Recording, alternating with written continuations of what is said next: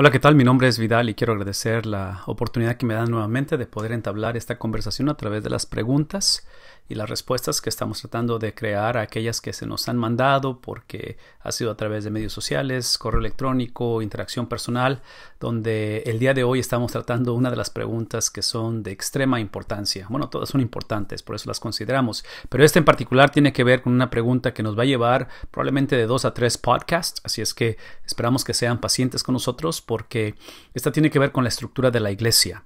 Y esta conversación surgió acerca de cómo estructurar una iglesia por varias razones. Una de ellas es porque la realidad es que toda iglesia, en el caso de nosotros que este mes cumplimos 106 años, somos una iglesia que en los últimos años hemos atravesado por un proceso de revitalización. Entonces toda iglesia pasa por revitalización, ya sea que sea establecida. Hay muchas que están siendo plantadas, lo cual en lo personal es algo que resuena con mi corazón porque hemos conocido el privilegio de plantar iglesias en el pasado.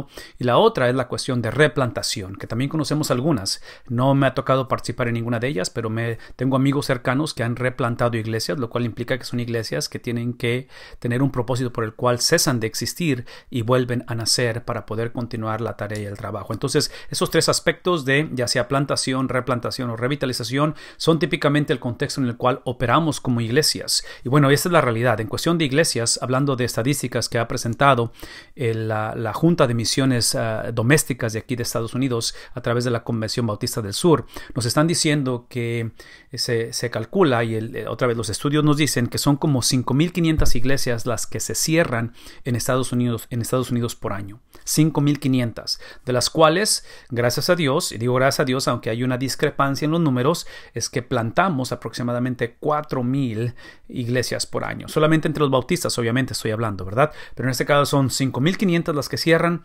4,000 las que son plantadas. El reto es este.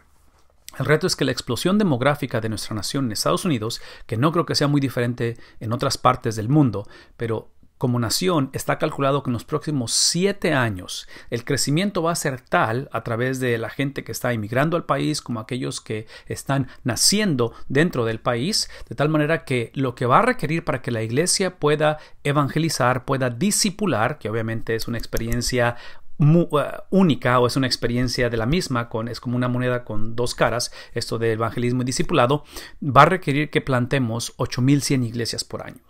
Entonces, piensen, se están cerrando 5,500, se están plantando 4,000 aproximadamente, vamos a tener que plantar en los próximos 7 años 8,100 iglesias por año. La pregunta es, ya sea que esta mañana tú me escuchas a través de estar en una iglesia establecida, una iglesia que está por ser plantada, o el Señor te está llamando a plantar una iglesia, o tal vez estás en una condición donde estás pensando dejar la iglesia, o estás pensando en transicionar la iglesia, o como muchos pastores, tal vez te encuentras en una situación o como líder donde estás desanimado por la condición de la iglesia.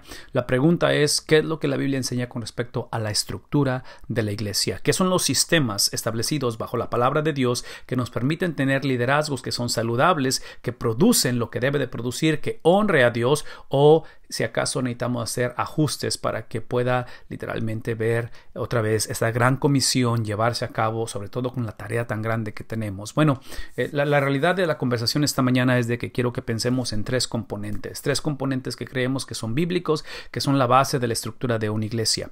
Antes de presentar los componentes, tengo que dejar en claro, porque tengo el privilegio de tener 22 años de estar casado con Areli, y eso nos ha producido el privilegio de 21 años de ser padres de familia.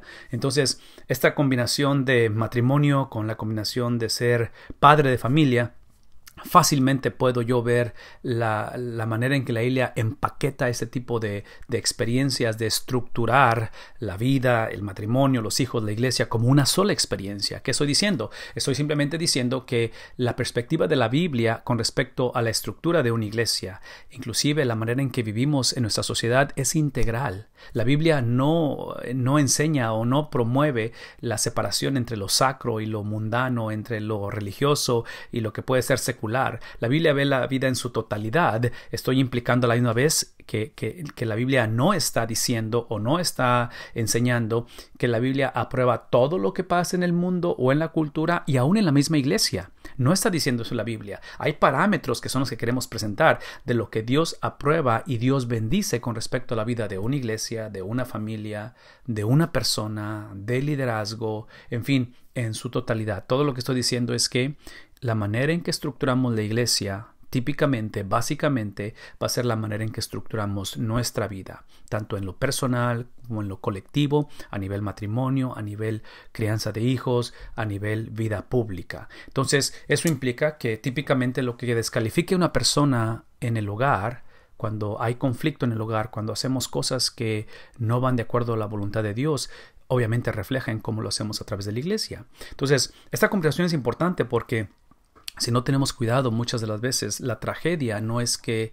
como líderes nos descalifiquemos del liderazgo de la iglesia. El problema es cuando la iglesia no sabe que tiene líderes descalificados con respecto al liderazgo, al ministerio de una iglesia, que eso mismo se traduce en el hogar, ¿no es cierto? Trágicamente hoy en día tenemos personas, tenemos padres, madres de familia, hijos que nos hemos descalificado de ser parte de ese núcleo, no que seamos expulsados de la familia. Todo lo que estoy diciendo es que no estamos cumpliendo el propósito por el cual la familia fue creada, no estamos cumpliendo el propósito por el cual estamos casados o estamos criando hijos o inclusive como ciudadanos. En fin, ese es un aspecto integral. Rápidamente quiero mencionar 3 cosas. La primera de ellas, que la base de la estructura de una iglesia, como es la base de la estructura en el hogar, es la persona de Jesús. En otras palabras, pensar en el reto de toda la gente que va a llegar, que van a ser aquí en Estados Unidos, el reto tan grande que tenemos de presentar el Evangelio, esa no puede ser la razón por la cual hacemos lo que hacemos. La razón de que somos o hacemos lo que hacemos como familia, como iglesia, tiene que ser alguien o algo que es inmovible, algo que no se mueve a través de las edades, que no se ha movido y no se moverá, que es la persona de Jesús. Esto en el lenguaje de la Biblia se le conoce como la cristología, en otras palabras es la teología de Jesús, lo que Cristo dijo de sí mismo, lo que enseña la Biblia en su totalidad, en este caso los evangelios, habla acerca de esto. No es la historia de Jesús, son las historias de Jesús, que la Biblia selecciona ciertos aspectos de la vida de Cristo para narrarnos lo que Él hizo por 33 años. Y esos 33 años, la manera en que Él vivió, que Él sintió, que Él pensó, que Él actuó, la manera en que Él procesó, que Él reaccionó, tiene que ser el parámetro de cómo la iglesia piensa, siente, actúa,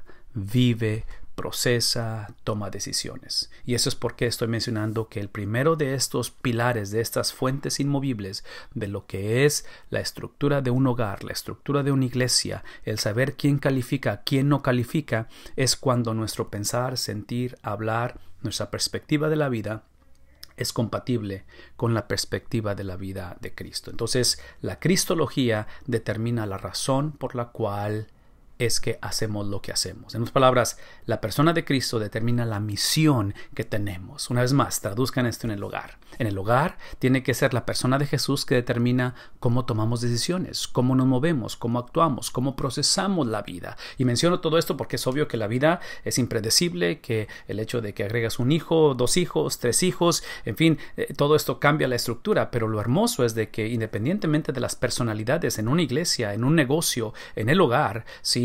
Lo hermoso de esto es que cualquiera que sea la personalidad, si es el primogénito, si es el hijo del medio, si es el tercer hijo, es el quinto hijo, si es el matrimonio o es el matrimonio otra vez, cualquiera que sea el caso, ese es el punto, de que todo se filtra a través de el carácter, la persona de Cristo. Por lo tanto, una vez más, la misión, lo que hacemos, cómo funcionamos, tiene que ser el producto de una persona. La última de ellas, que es la que les dejo, y obviamente esto lo vamos a expandir un poquito más adelante en los próximos podcasts, es de que tanto la persona de Cristo como la misión de Cristo. Y una vez más, cuando digo de la misión de Cristo, espero que para a estas alturas estemos bien claros cuál fue la misión de Cristo. La misión de Cristo fue la gloria del Padre.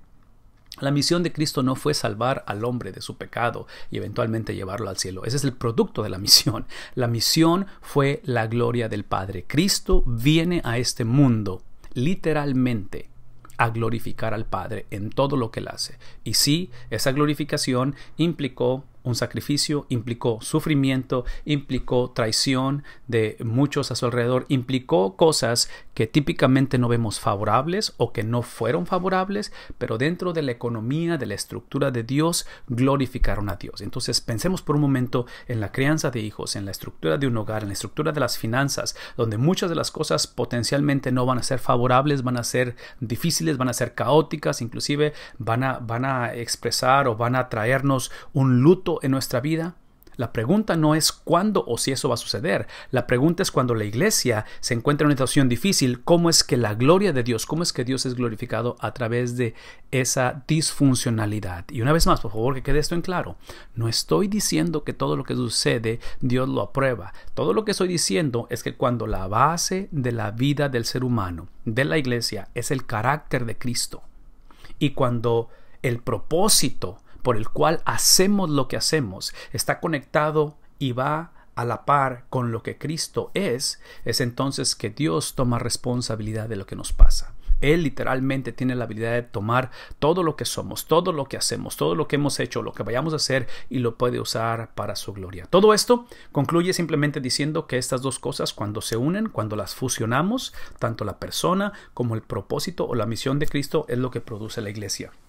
En mi experiencia personal y mi tendencia como ser humano es que típicamente no estoy en contra de lo que Cristo es y no estoy en contra de lo que Cristo hizo o su misión, siempre y cuando ambas cosas vayan a la par con lo que yo pienso. Todo esto lo menciono porque típicamente lo que hacemos, cometemos el error de que en lugar de empezar con la persona de Cristo y la misión de Cristo, típicamente iniciamos con nosotros. Entonces, cuando la iglesia comete ese error, típicamente es la iglesia que dice, nosotros como iglesia definimos la misión por qué existimos. Entonces, las preferencias personales, los lentes culturales, lo que tiene en mente o las tradiciones que se han implantado a través de las edades son las que dominan. Entonces, hacemos que esas cosas determinen por qué existimos. Y eventualmente nuestras prácticas o nuestras subculturas crean nuestra propia versión de Cristo.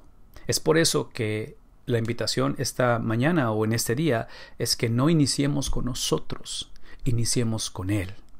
No iniciemos con nuestra condición y una vez más, seamos una iglesia que necesita ser revitalizada, seamos una iglesia que necesita ser replantada, o a lo mejor tenemos el sueño de plantar una iglesia. Cualquiera que sea el caso, no iniciemos con nosotros, iniciemos con Él, con lo que Él hizo por 33 años y descubramos, que es el segundo paso, descubramos por qué hizo lo que hizo.